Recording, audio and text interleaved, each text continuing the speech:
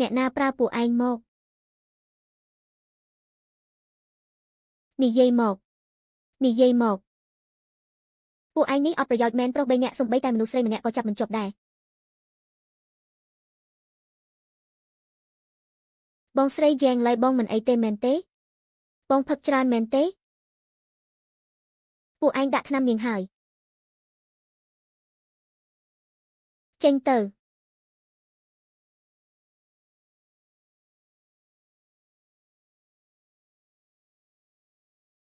បងប្រុសឈៀវយ៉ាងបងស្រីយ៉ាងឡៃកើតអីហ្នឹង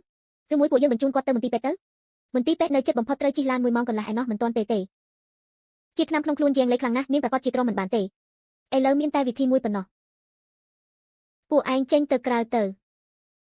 បងប្រុសឈៀវយ៉ាងពួកបងលែងញ៉ាំគ្នាហើយតាខ្ញុំប្រាប់ឲ្យចេញទៅ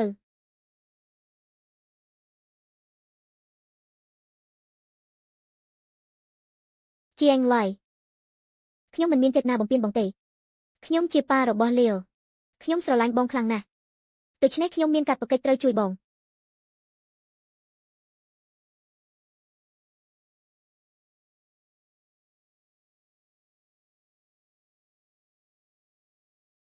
ខៀវយ៉ាន់ឯងពិតជាអសត្វតិរច្ឆានមែន